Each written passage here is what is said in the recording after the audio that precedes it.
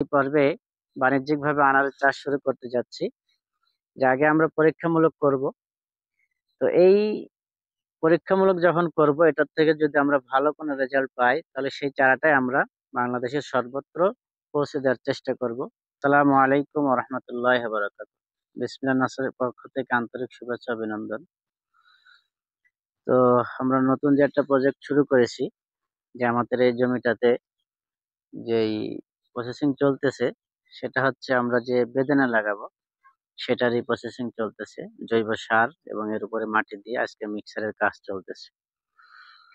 তো আমরা অন্যান্য চারার ক্ষেত্রে যেমন সতর্কতা অবলম্বন করি, আমাদের এটা নতুন একটা বাণিজ্যিকভাবে যে আমরা বেদানা বা আনারের চাষ করতে যাচ্ছি, এটা করার মূলত একটা উদ্দেশ্য হলো যাতে করে বাণিজ্যিকভাবে মানুষ যখন এই আনারের চাষটা করবে, তারা সকলেই যেন সঠিক একটা জাতের চারা খুঁজে পায়। তো সেটারই পরীক্ষামূলক আমরা এই পর্বে বাণিজ্যিকভাবে আনারস চাষ শুরু করতে যাচ্ছি। যে আগে আমরা পরীক্ষামূলক করব।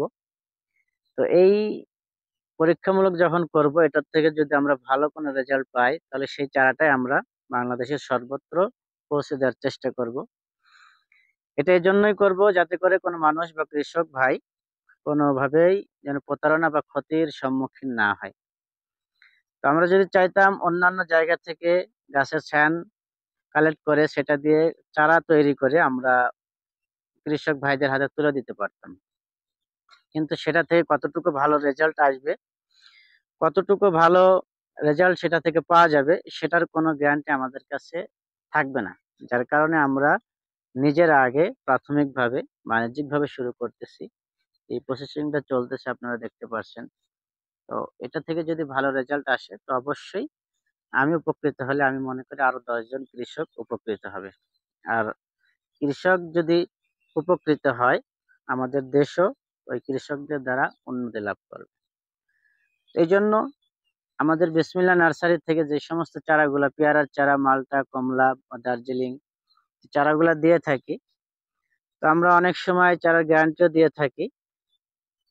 তো সেই ক্ষেত্রে সেই ধারাবাহিকতায় আমরাও এই আনারের জাতটা বা এই বেদেনার জাতটা যেন সঠিক একটা জাত হয়, সঠিক মানের যেন একটা চাষ হয়, আর এই চাষ করে যেন কোনো কৃষক ক্ষতির সম্মুখীন না হয়, সেটার দিকে লক্ষ্য করে আমরা সেই প্রচেষ্টায় এগিয়ে যাচ্ছি।